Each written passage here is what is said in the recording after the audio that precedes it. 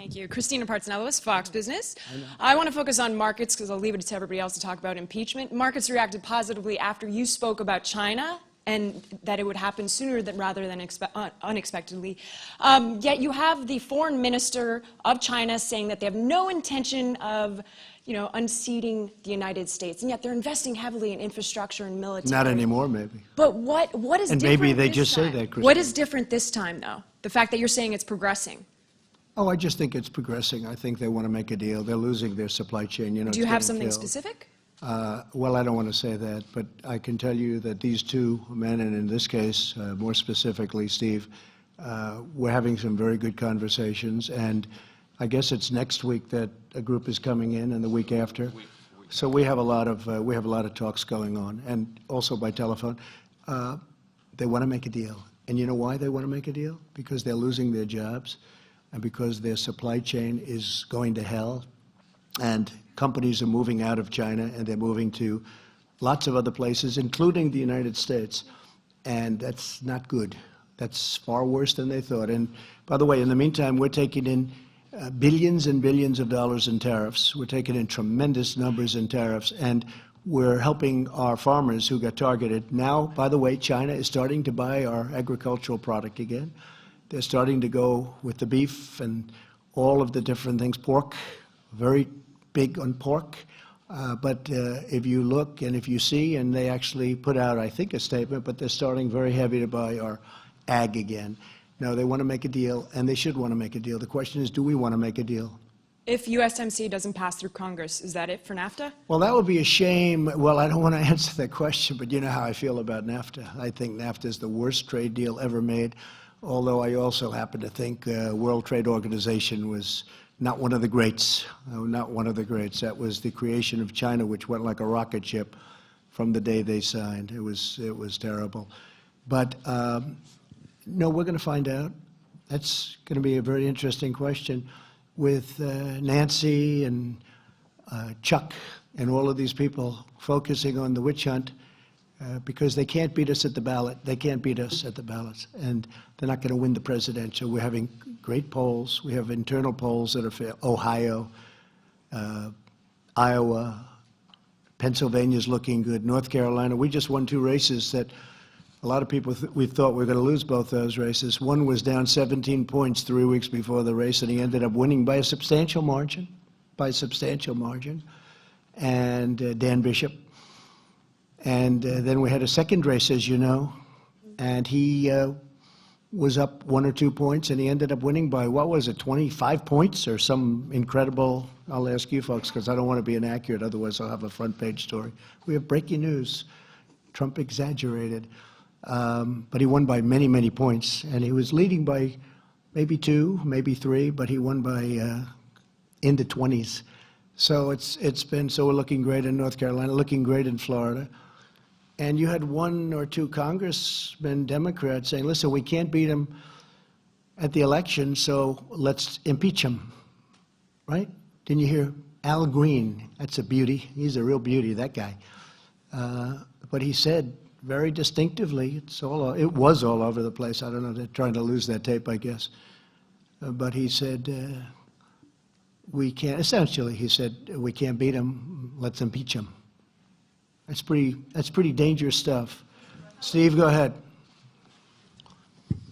Thank you, sir. You had expressed some concerns about the precedent of releasing the transcript. Yeah, I don't Why like did you go ahead and do it? Because I was getting such fake news, and I just thought it would be better. And now they're asking for the first phone conversation, and I'll release that too if it's important to you.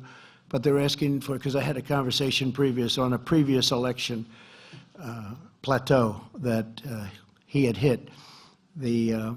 The current president hit a couple of different plateaus, and I spoke to him previous to the call that we released, which was a very innocent call, very, very innocent, very nice call. And as he said, I wasn't pushed. I wasn't pushed, meaning pressured. He wasn't pressured at all. But I don't like the concept of releasing calls, because when a president or a prime minister or a king or a queen calls the United States, you don't like to say, gee, we're going to release your call to the fake news media, and they're going to make you look like a fool. What happens is it's hard to do business that way. You want to have people feel comfortable. So I hated it, but you folks were saying such lies, such horrible things about a call that was so innocent and so nice. In fact, Lindsey Graham said to me when he read it, it was very interesting, he's a good man, he's a smart man. He said, I can't believe it. I never knew you could be this really nice to a person. He said, I cannot believe it. You were so nice. I didn't think you had that in you to be so nice. I was nice. I'm nice to a lot of people. People don't understand that. But I was. But he was shocked that it was such a nice call. And he said, there is nothing here. And all fair people say the same thing. But I don't like the precedent, Steve. I don't like it where you're dealing with heads of state and to think that their call is going to be released. But I felt that, and, you know, we spoke to Ukraine about it. Mike actually called up his counterpart, and we spoke to Ukraine about it because we wanted, because it could have been, if they didn't want us to do it, we would not have done it. But he actually said that was a very innocent call. You can release it all you want. And are you now braced for a long impeachment saga? Well, I thought we won. I thought it was dead. It was dead. The Mueller report, no obstruction, no collusion. You look at all of the things that happened.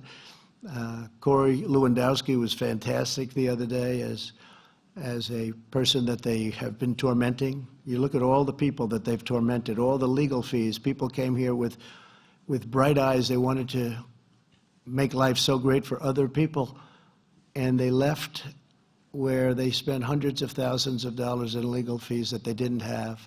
And it's a sad thing. What these Democrats have done to ruin lives is so sad. I have seen people with only good intention. They came to Washington because they wanted to make the United States and the world a better place.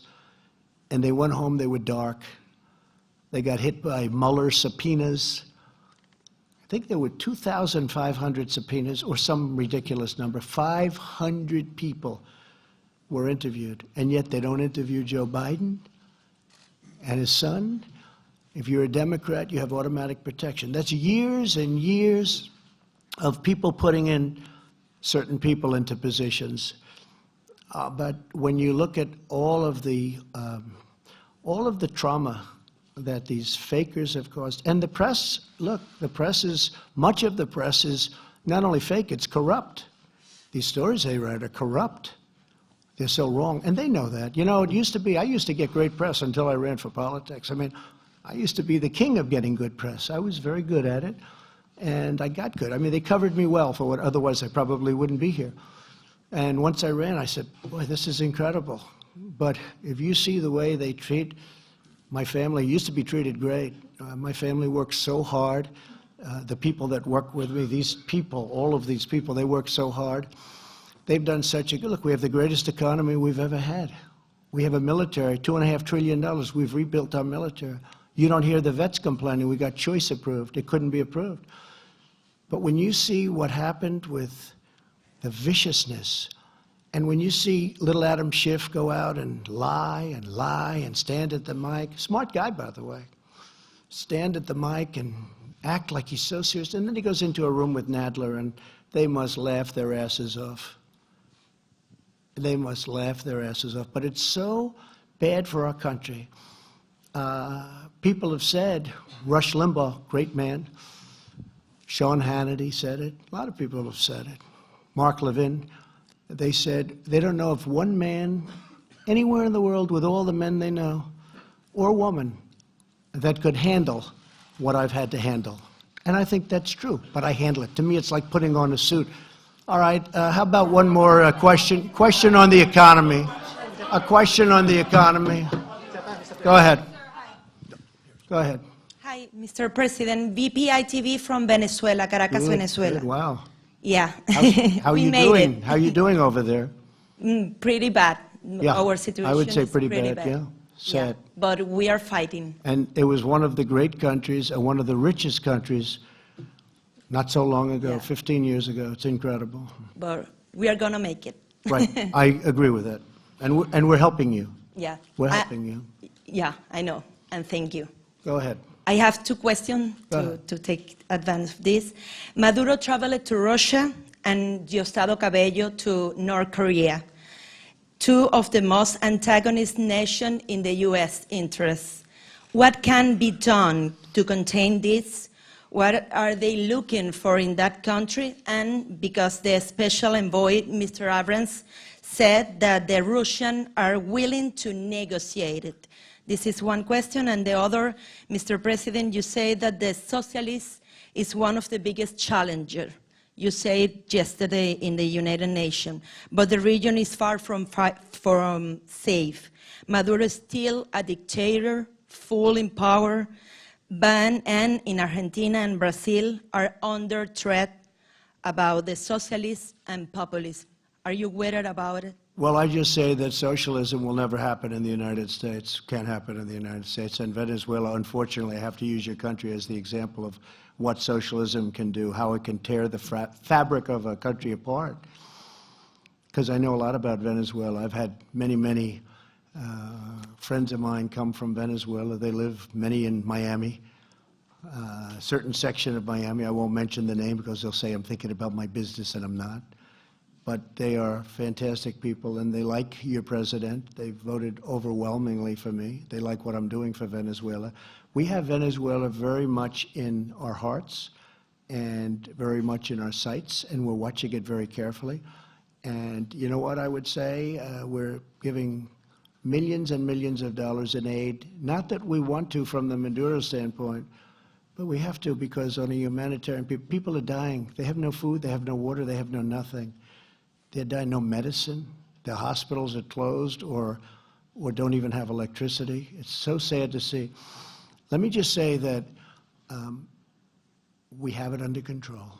We're watching it very carefully, and we're going to be very we're watching it very carefully, including other countries that may or may not be playing games. We're watching it very closely. But you know if Russia is talking with USA or Guaido, what can you tell about us? Just put this in the back of your mind. It's all going to be fine. We know everything that you said, and it's all going to be fine. We're very much involved. We very much know what's going on, and we're very much involved. Okay?